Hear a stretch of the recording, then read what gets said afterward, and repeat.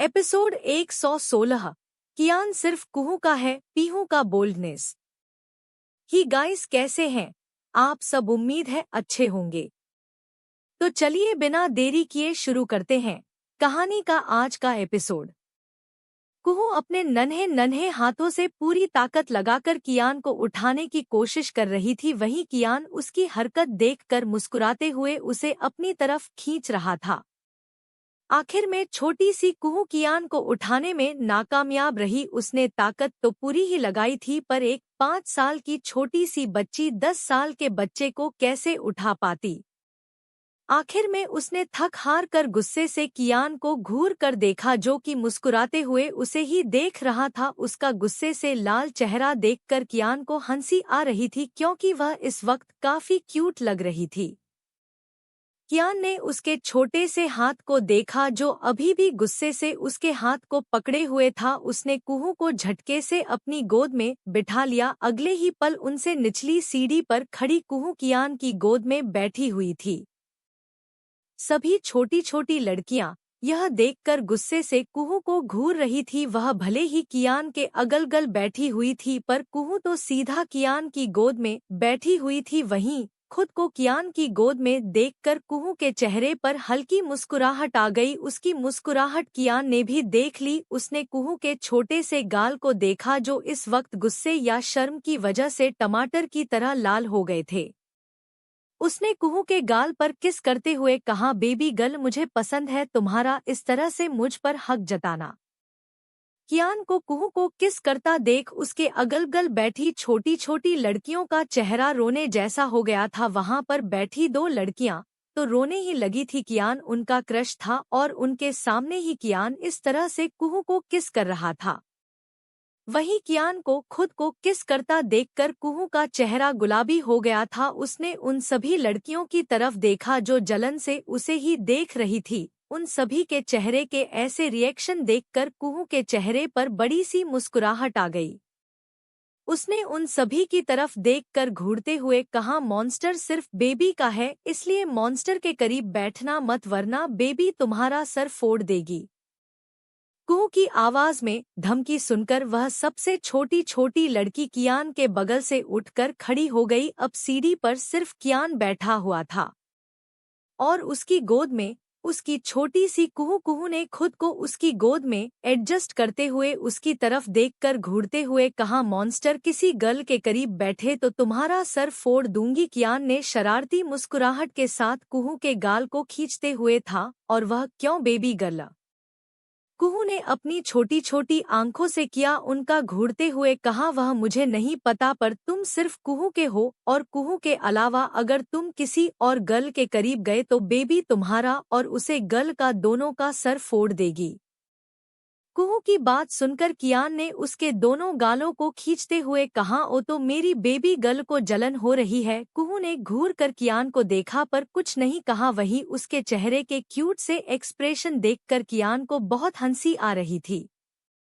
दूर खड़े रुद्र, रिया, शिवांश, अयान यह सब मुस्कुराते हुए देख रहे थे। रिया ने क्यूट सी स्माइल के साथ रुद्र की तरफ देखते हुए कहा, रुद्र देखो कुहू और कियान कितने ज्यादा क्यूट लग रहे हैं साथ में। रुद्र ने अपने हाथ में पड़ी चॉकलेट को खाते हुए कहा, हाँ, दोनों मिलकर सबकी बैंड बजाएंगे। वैसे भी दोनों का गुस्सा तो एक तरह का ही है, जब गुस्सा आता है तब सामने वाले का बैंड बजा देते हैं। उसकी बात सुनकर रिया ने घर कर रुद्र को देखा पर कुछ नहीं कहा। तभी अयान ने प्यारी सी मुस्कुराहट के साथ कहा, वैसे रिया तुम्हें क्या लगता है उन दोनों में से ज्यादा गुस्सैल कौन है? रिया ने अयान की तरफ देखा और मुस्कुराते हुए कहा, आयु, हमें लगता है कि ज्यादा गुस्सा तो कुहू करती है, पर कुहू के गुस्से को कियान अच्छे से कंट्रोल कर सकते हैं। रुद्र और शिवांश उन दोनों की तरफ देख रहे थे, जो उन दोनों को भूलकर एक दूसरे के साथ कुहू और कियान की बातें करने में मगन हो गए थे। रिया और अयान तो जैसे उन दोनों के बारे में भूल गए थे। दोनों ने एक दूसरे की तरफ देखा और अपने कंधे उसका दिए। वहीं दूसरी तरफ कुहू अभी भी कियान की गोद में बैठी हुई थी। कियान ने उसके फूले फूले गालों को खींचते हुए कहा, बेबी मैं तुमसे कुछ पूछूं? कुहू ने कियान को घूरते हुए कहा, पूछो। कियान ने कहा, उस दिन जो लेडी स्कूल आई थी वह कौन थी? कियान की बात सुनकर कुहू को काव्या के बारे में याद आने लगा, किस तरह से काव्या के बारे में उसने अपने डैडी और मम्मा के मुंह से सुना था।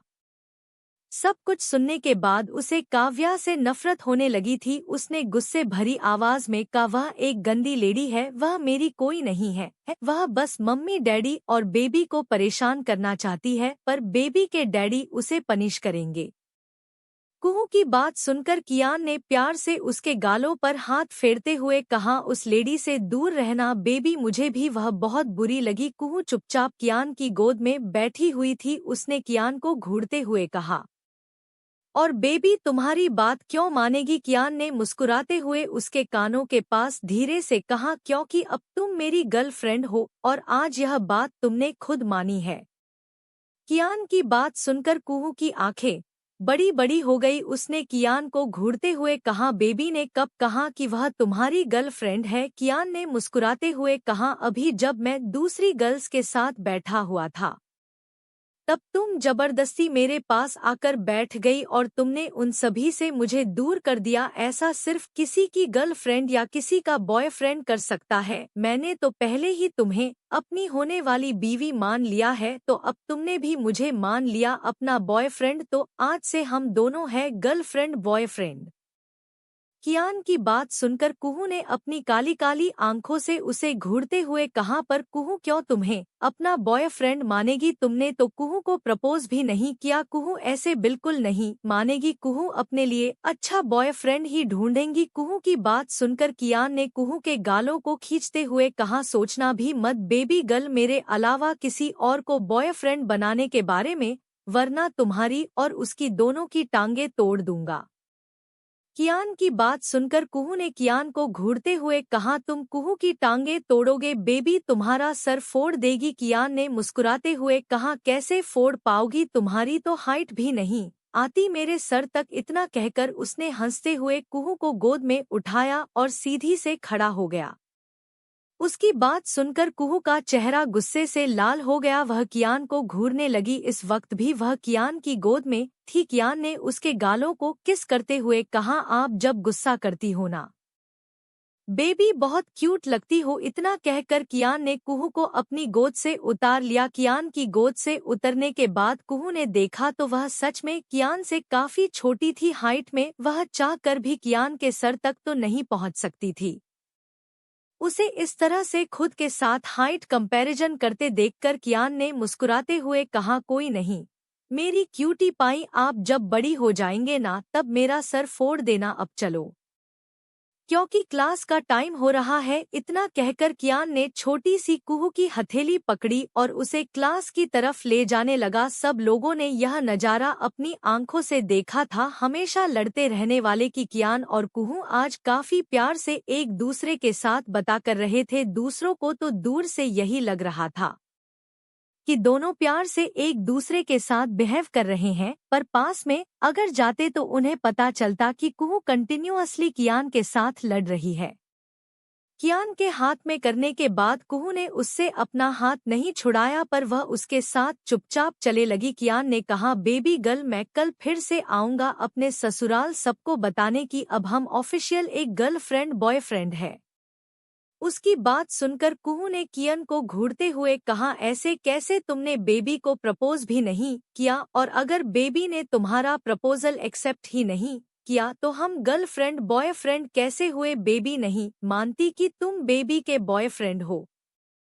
कुहू की बात सुनकर कियान ने उसकी तरफ देखते हुए कहा, अच्छा तो तुम्हें प्रपोज चाहिए? को होने उसकी तरफ घर के देखा पर कुछ नहीं कहा। कियान ने कहा, चलो तुम्हें प्रपोज भी कर देंगे, पर हाँ तो तुम्हें कहानी ही होगी, चाहे अपनी मर्जी से चाहे मेरी मर्जी से। इतना कहकर कियान कुहू को लेकर उसकी क्लास की तरफ चला गया। कुहू से गुस्से से कियान को घूर रही थी। क्लास के बाहर पहुंचकर कियान ने कुहू के हाथ को छोड़ा और उसके गालों को फिर से चूमते हुए कहा, बेबी गर्ल कोई शैतानी मत करना, किसी लड़की के करीब मत जाना वरना उसे लड़के का सर फोड़ दूंगा। इतना कहकर कियान ने कुहू को उसके क्लास के अंदर छोड़ और खुद अपनी क्लास की तरफ चला गया।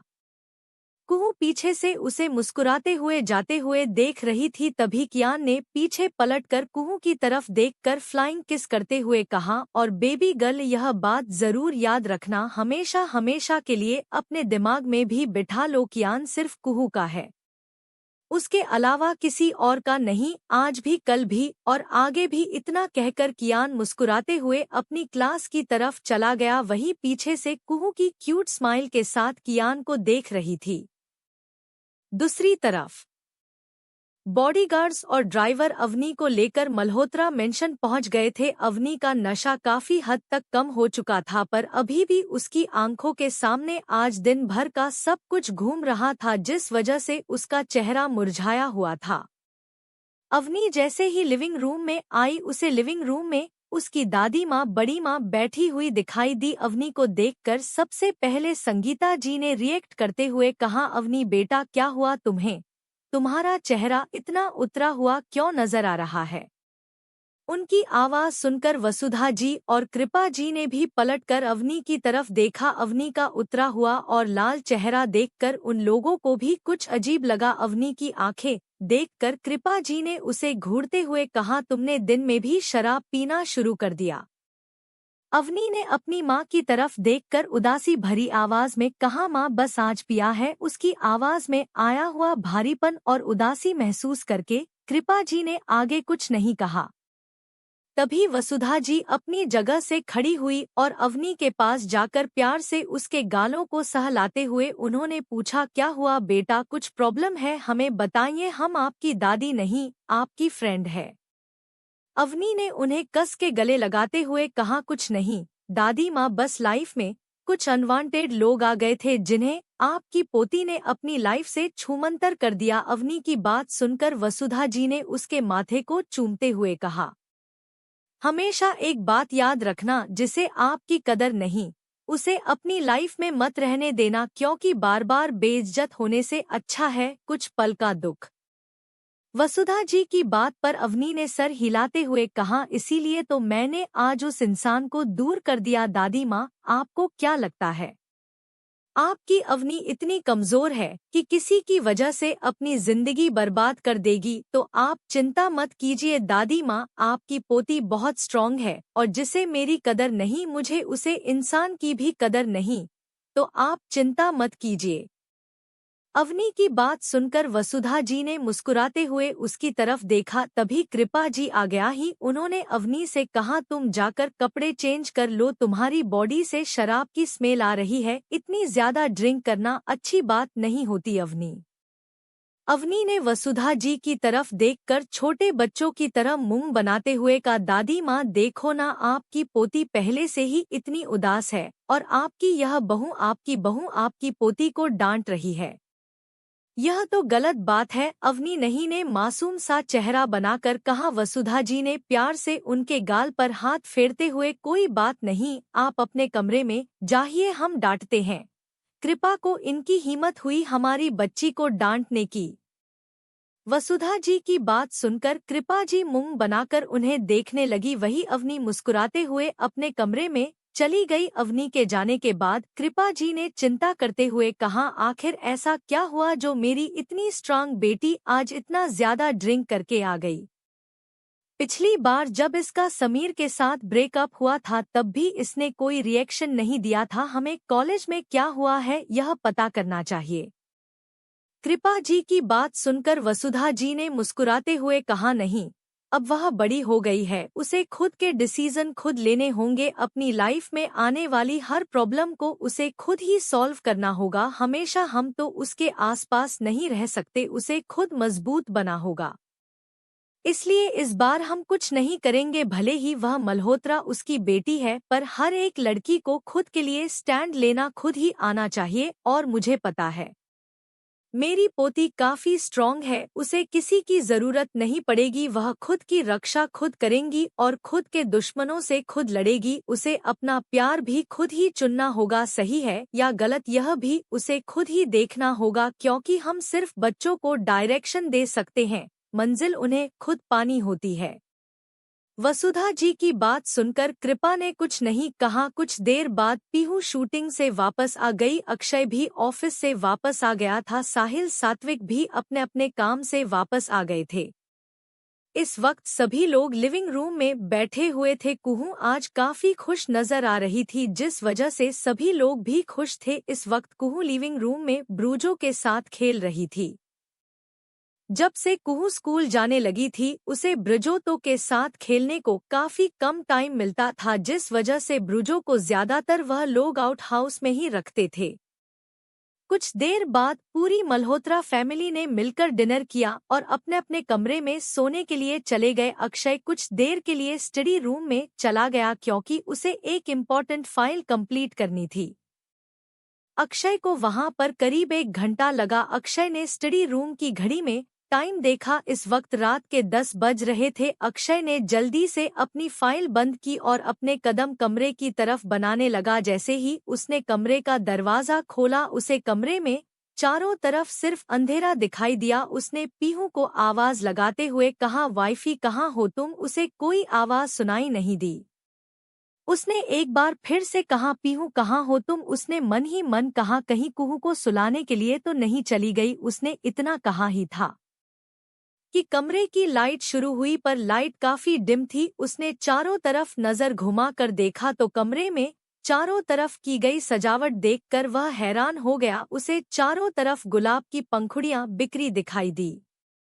उसने अपना ध्यान घुमा कर देखा तो चारों तरफ काफी खूबसूरती से डेकोरेशन की गई थी। इससे पहले कि अक्षय कुछ कहता, उसे अपनी गर्दन पर गर्म सांसें महसूस हुई। उसने कुछ कहना चाहता भी, उसे अपने सीने पर नरम हाथों का एहसास महसूस। सुकून के साथ अपनी आंखें बंद की, पीहू पीछे से पकड़ा हुआ था। उसने बिना अपनी आंखें खोले कहा, वाइफी तुम मुझे सिड्यूस कर रही हो, बाद में मुझे ही कहोगी कि मैंने तुम्हें बहुत परेशान किया। अक्षय की बात सुनकर पीहू ने उसके कानों में मदहोशी भरी आवाज में कहा, तो किसने रोका है? आज मैं आपको पूरी तरह फील करना चाहती हूँ। अक्षु पीहू की बात सुनकर अक्षय ने पलट कर देखा तो पीहू को देखकर उसकी आंखें बड़ी बड़ी हो गई। इस वक्त पीहू ने एक रिवीलिंग नाइटी पहनी हुई थी जो कि उसकी लेंथ थाई तक थी रही थी। वह नाइटी इतनी ज्यादा रिवीलिंग थी कि पीहू के बॉडी के हर एक पार्ट आसानी से शो हो रहे थे। उसे पहनना ना पहनना एक बराबर ही था। पीहू को इस हालत में देखकर तो अक्षय की हालत ही खराब हो गई थी। उसकी बीवी बोल्ड थी, पर उसे नहीं पता था कि इतनी बोल्ड थी। वही पीहू शरारती मुस्कुराहट के साथ अक्षय को देख रही थी, जिसकी हालत उसे देखते ही खराब हो गई थी। एपिसोड 117 इंटीमेसी, मुझे बेबी चाहिए। अक्षु। हाय गाइस, कैसे हैं आप सब? उम्मीद है अच्छे होंगे। तो चलिए बिना देरी किए शुरू करते हैं कहानी का आज का एपिसोड।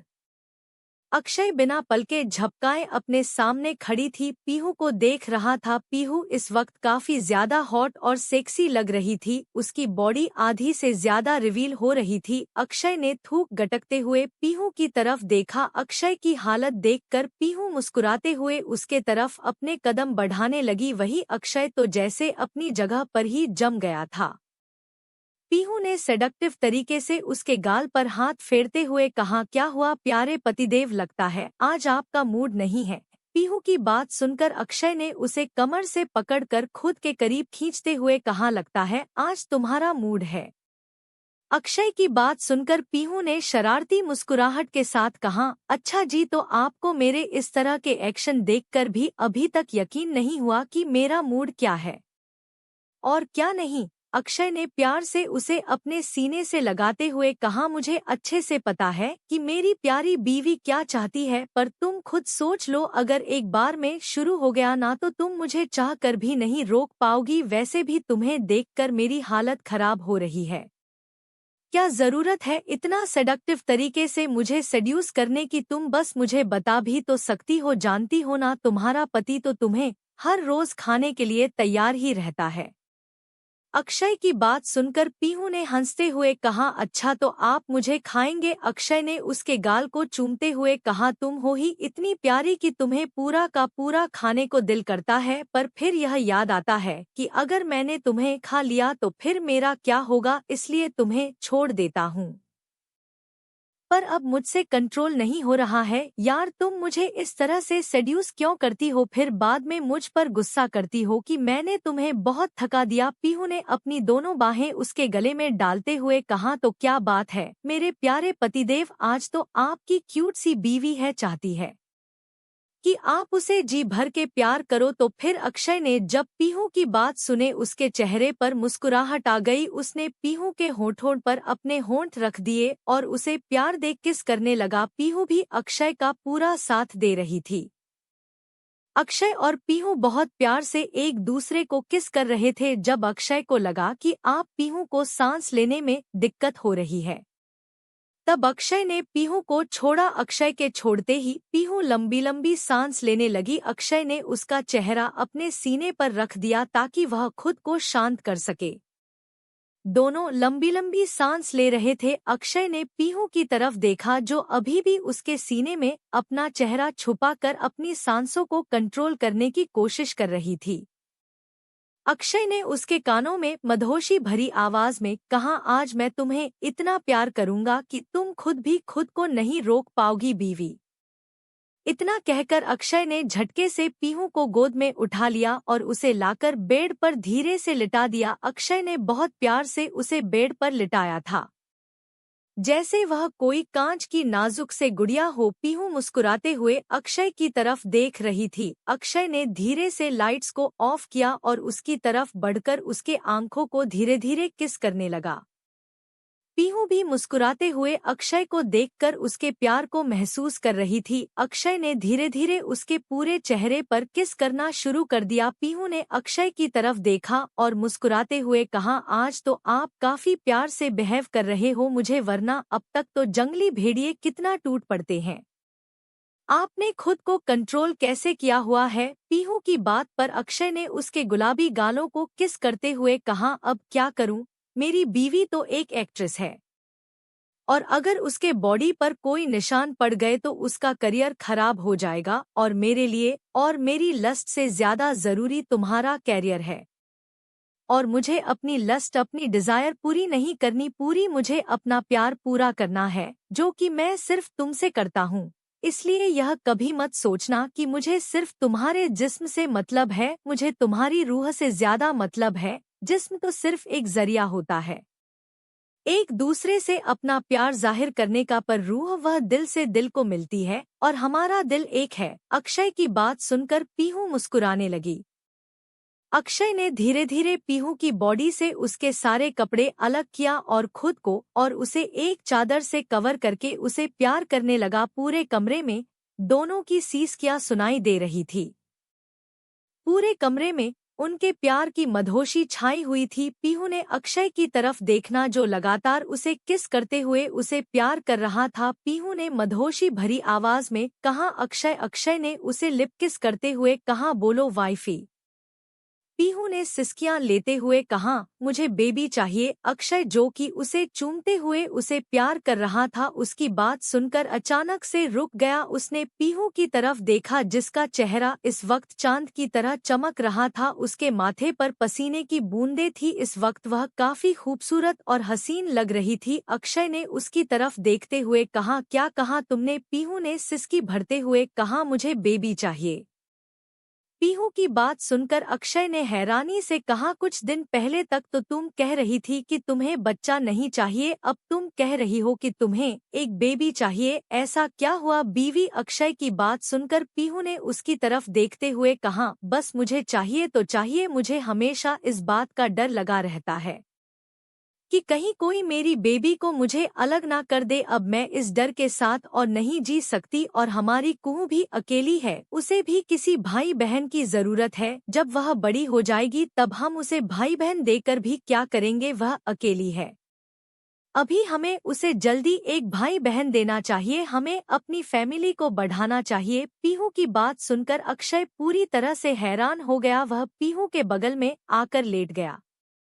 पीहू ने जब देखा कि अब अक्षय उसके बगल में आकर लेट गया है, तब उसने हैरानी से कहा, क्या हुआ आपको? वह जानती थी कि अक्षय अभी तक सेटिस्फाई नहीं हुआ है। अक्षय ने पीहू की तरफ देखते हुए कहा, मुझे बताओ क्या कारण है तुम्हें इतनी जल्दी बेबी चाहिए? क्योंकि तुमने खुद कहा था कि तुम्हें पहले अपने करियर पर फोकस करना है, और अगर बच्चा हो गया तो तुम अपने करियर पर ध्यान कैसे दे पाओगी? मैं नहीं चाहता कि बेबी और दूसरे बच्चे की जिम्मेदारी के चलते तुम खुद को भूल जाओ। मैं चाहता हूँ तुम अपना नाम दुनिया में बनाओ। दुनिया तुम्हें मेरे नाम से नहीं बल्कि तुम्हारे खुद के नाम से जाने। बताओ मुझे क्या कारण है?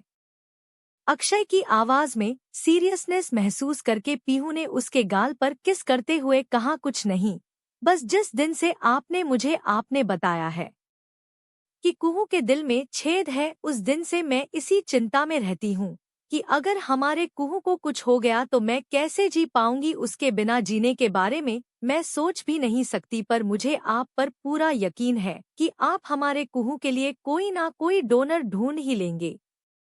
फिर भी मेरा दिल नहीं मानता, और अगर भगवान ना करे हमारी कुहू को कुछ हो गया फ्यूचर में, तो हम क्या करेंगे? इसलिए मैंने सोचा है कि जो कुछ भी मेरी बेबी चाहती है मैं सब करूंगी। उसे एक भाई या बहन चाहिए ना, हम उसे वह देंगे क्योंकि यह हमारे हाथ में है। और रही बात करियर की, तो मुझे पूरा यकीन है अगर हमारा बेबी भी हो गया फिर भी मेरे कैरियर पर कोई फर्क नहीं पड़ेगा, क्योंकि मेरे पास इतनी अच्छी फैमिली है जो मुझे हर चीज में सपोर्ट करती है। जब मैं शूटिंग पर जाऊंगी, माँ, चाची, दादी है जो कि हमारे बच्चे को संभालने के लिए। आप क्यों चिंता करते हैं? पर प्लीज मेरी यह बात मान लीजिए, मुझे हमारा एक बेबी चाहिए। पीहू की बात सुनकर अक्षय ने सीलिंग को घूरते हुए कहा, तुम मुझे अभी भी सच बात नहीं बता रही हो। मुझे पता है कि इसके पीछे कोई और वजह है, तुम्हें मुझे पहले बताना होगा, तभी मैं इस सब के लिए रेडी रहूंगा। पीहू ने अक्षय की तरफ देखते हुए कहा, मैंने आपको सच बता दिया है, अब अगर आप नहीं मान रहे हैं तो मैं इसमें क्या कर सकती हूँ? अक्षय ने पीहू को घूरते हुए कहा, तुम्हें क्या लगता है अक्षय मल्होत्रा ऐसे ही दुनिया का नंबर 1 बिजनेसमैन बन है? लोगों का चेहरा देखकर समझ जाता हूँ कि उसके दिल और दिमाग में क्या चल रहा है। मुझे पता है कोई तो बात तुम्हें परेशान कर रही है जिसकी वजह तुम मुझे नहीं बता रही हो, पर मैं उसे वजह को जान कर रहूंगा। इतना कहकर अक्षय अपना चेहरा दूसरी तरफ करके लेट गया। वहीं अक्षय की बात सुनकर पीहू ने मन ही मन परेशानी भरी आवाज में कहा, क्यों आप मेरी बात का यकीन नहीं कर रहे? अक्षु, मैं नहीं बता सकती आपको, पर कुछ भी क्यों ना हो जाए मुझे हमारा बेबी इस दुनिया में लाना ही होगा, वरना सब बिखर जाएगा। इतना कहकर पीहू ने अक्षय की पीठ की तरफ देखा। थोड़ी देर पहले तक वह दोनों एक दूसरे से इतने प्यार से पेश आ रहे थे, और अब अक्षय उससे मुंह फेर कर लेट गया था। पीहू को बुरा तो बहुत लग रहा था, पर वह जानती थी कि गलती उसकी ही है, यह जानने के बाद कि अक्षय मल्होत्रा कोई नॉर्मल इंसान नहीं है। उसने अक्षय से झूठ बोलने की हिम्मत की, जबकि वह पहले से ही जानती थी कि अक्षय उसकी चोरी पकड़ लेगा। उसने मन ही मन कुछ सोचा और अपनी आंखें बंद करके अक्षय की पीठ को देखते हुए सोने की कोशिश करने लगी। पीहू जल्दी ही सो गई, पर अक्षय की आंखों से नींद कोसों दूर थी। अक्षय ने मन ही मन कहा, मुझे जितनी जल्दी हो सके पता लगाना होगा, क्योंकि जितना मैं तुम्हें जान पाया हूँ मुझे यकीन है तुम कभी कुहू के बदले किसी और बच्चे के बारे में सोच ही नहीं सकती। कुहू के अलावा किसी और बच्चे के बारे में सोच ही नहीं सकती। अगर तुम्हें हमारा बच्चा चाहिए भी होता तो तुम इस तरह से डायरेक्ट तो मुझसे नहीं कहती, क्योंकि कुछ दिन पहले ही तुमने खुद कहा था कि तुम्हें अपने करियर पर फोकस करना है। पर अब अचानक से बच्चे की बात, इसके पीछे जरूर कोई तो वजह है जिसका पता मैं जरूर लगा कर रहूंगा। इतना कहकर अक्षय ने पलटकर देखा, उसकी छोटी सी बीवी सिकुड़ कर सो रही थी, उसकी बॉडी पर एक भी कपड़ा नहीं था। अक्षय ने धीरे से उसे अपनी बाहों में समेटा और दोनों को कंबल से कवर करके लेट गया। अगली सुबह सुबह से उठने के बाद अक्षय ने एक बार भी पीहू से बात नहीं की थी। पीहू ने काफी बार उससे बात करने की कोशिश की, फिर भी अक्षय उसे इग्नोर कर रहा था। अब पीहू को रोना आ रहा था क्योंकि उसे हमेशा से अक्षय के अटेंशन की आदत थी, पर आज सुबह से अक्षय सिर्फ उसे इग्नोर कर रहा था। पर बाकी लोगों को पता ना चले इस वजह से उसने कुछ नहीं कहा। वही कुहू भी स्कूल जाने के लिए रेडी हो चुकी थी। अक्षय ने जल्दी से अपना ब्रेकफास्ट कंप्लीट किया और सबकी तरफ देखते हुए कहा, मुझे आज इम्पोर्टेंट मीटिंग के लिए जाना है, हो सकता है मैं 2 दिन तक घर ना आऊं। इतना कहकर वह सीधा वहां से चला गया। उसकी बात सुनकर सब लोग हैरानी से पीहू की तरफ देखने लगे क्योंकि अब सब लोग समझ गए थे कि अक्षय और पीहू के बीच में जरूर कोई झगड़ा हुआ है, वरना अक्षय सबसे पहले यह बात पीहू को बताता। पीहू ने किसी की तरफ ध्यान नहीं दिया और चुपचाप कुहू को नाश्ता करने लगी। कुहू ने छोटा सा चेहरा बनाते हुए कहा, मामा डैडी ने आपके साथ फाइट की। कुहू की बात सुनकर पीहू ने मुस्कुराते हुए उसके गालों को छूते हुए कहा, नहीं बेबी, डैडी को बस इम्पोर्टेंट काम था इसलिए शायद वह इतनी जल्दी चले गए। अपनी मामा की बात सुनकर छोटी सी कुहू भी समझ गई कि उसकी माँ उसे नहीं बताना चाहती, इसलिए उसने आगे कुछ नहीं पूछा और चुपचाप अपना ब्रेकफास्ट कंप्लीट करके ड्राइवर के साथ स्कूल के लिए निकल गई। वही पीहू भी उदास मन के साथ शूटिंग के लिए निकल गई। दूसरी तरफ अक्षय अपनी गाड़ी में बैठा हुआ था। उसने अपना मोबाइल निकालकर किसी को फोन करते हुए कहा, मुझे बताओ कि कल तुम्हारी मैडम किस किस से मिली थी। 15 मिनट के अंदर अंदर मुझे सारी खबर और उनका कल का शेड्यूल पूरा मिलना चाहिए। इतना कहकर अक्षय ने फोन कट कर दिया। 15 मिनट बाद अक्षय का फोन बज और उसे इंसान का फोन आया। अक्षय ने फोन अपने कान से लगाते हुए कहा, मुझे सब कुछ डिटेल में जानना है। दूसरी तरफ के इंसान में कुछ बताया जिसे सुनकर अक्षय के चेहरे पर जहरीली मुस्कुराहट आ गई। अक्षय ने कहा, सच में? दूसरी तरफ के इंसान ने कहा, जी सर, मैडम कल इन्हीं लोगों से मिली थी। अक्षय ने कहा, तुम अपनी मैडम पर नजर रखो और उनकी हर पल की डिटेल्स मुझे दो और उनकी प्रोटेक्शन के लिए 4 बॉडीगार्ड भी रख दो। अक्षय की बात पर उसे तरफ के आदमी ने अपने आप जवाब हाँ में दिया और फोन कट कर दिया। अक्षय ने फोन कट होने के बाद गाड़ी की पिछली सीट पर अपना सर टिकाते हुए जहरीली मुस्कुराहट के साथ कहा, तो तुम हो जो हमारी जिंदगी में जहर घोलना चाहती हो। लगता है तुम्हें अब मेरा डर नहीं रहा। तुम्हें एक डर का नमूना तो दिखाना ही होगा। तुम मेरी बीवी को ब्लैकमेल करोगी। अक्षय मल्होत्रा की बीवी को बस देखो तुम्हारे साथ मैं करता हूँ क्या। इतना कहकर अक्षय ने मुस्कुराते हुए किसी को फोन किया और कुछ इंस्ट्रक्शन देने के बाद ड्राइवर को गाड़ी मल्होत्रा कॉरपोरेशन की तरफ ले जाने के लिए कहा। अरोरा मेंशन, मुंबई। इस वक्त लिविंग रूम में 2 लोग बैठे हुए थे और दोनों एक दूसरे को किस कर रहे थे। तभी उसे लड़के ने लड़की को छोड़ते हुए कहा, काव्य, तुम्हें लगता कि तुमने इस बार कुछ ज्यादा ही कर दिया है। अगर अक्षय मल्होत्रा को गुस्सा आ गया तो वह इस बार तुम्हें छोड़ेगा नहीं। वह लड़का और लड़की कोई और नहीं, काव्य और कबीर थे। काव्या ने कबीर को देखते हुए कहा, तुम क्यों इतनी डर रहे हो? मैं तुम्हें कहा तो है, वह चाह कर भी मुझे नहीं मार सकता, तो फिर तुम्हें चिंता करने की कोई जरूरत नहीं है। मुझे अच्छे से पता है कि उसे मेरी जरूरत है और इसी बात का मैं फायदा उठाकर ही रहूंगी। काव्य की बात पर कबीर ने कहा, वह भले ही तुम्हें मार नहीं सकता पर तुम्हारी हालत मरने से बदतर जरूर कर सकता है। मैं कह रहा हूँ उससे पंगा मत लो, क्योंकि 5 साल जेल में रहने के बाद तुम्हें इतना तो समझ में आ गया होगा कि अक्षय मल्होत्रा जो कहता है वह करता है। इसलिए प्लीज मेरी बात को मानो काव्या, उसका पीछा छोड़ दो, हम अपनी जिंदगी खुशी से जिएंगे। कबीर की बात सुनकर काव्या ने गुस्से से कहा, कबीर, तुम सब कुछ भूल सकते हो क्योंकि तुम्हारे साथ वह सब नहीं हुआ जो मेरे साथ हुआ है। उसने मुझसे मेरा सब कुछ छीन गया। आज मेरे पास तुम्हारे अलावा कोई नहीं है। मेरा अपना कहने के लिए ना मेरी माँ बाप भाई कोई नहीं। उसने मुझे सब कुछ छीन लिया। अब मैं एक अनाथ हूँ और उसे अक्षय मल्होत्रा ने जो कुछ भी 5 साल पहले किया था उसे वजह से आज मेरी खुद की पहचान मिट्टी में मिल चुकी है। मेरा सबसे बड़ी एक्ट्रेस बनने का सपना उसने चकनाचूर कर दिया। उसकी वजह से मुझे उसे पिद्दी भर की लड़की को जन्म देना पड़ा, जबकि मुझे उसे जन्म नहीं देना था। सब कुछ सिर्फ उसे अक्षय मल्होत्रा ने किया, तो मैं उसे इतनी आसानी से कैसे छोड़ दूं? और अगर तुम मुझसे प्यार करते हो कबीर, तो आगे से मुझे इस तरह से रोकने के बारे में सोचना भी मत, वरना तुम भी मेरी जिंदगी से जा सकते हो जैसे सब चले गए। इतना कहकर काव्य रोने लगी। वहीं उसे रोता देखकर कबीर, जो कि बचपन से उसे प्यार करता था, उसका दिल पसीज गया। काव्य हमेशा कबीर के फीलिंग्स का फायदा उठाती थी। कबीर भी यह बात अच्छे से जानता था, पर वह चाहकर भी काव्य का साथ नहीं छोड़ सकता था, क्योंकि उसने बचपन से सिर्फ और सिर्फ काव्य से प्यार किया था।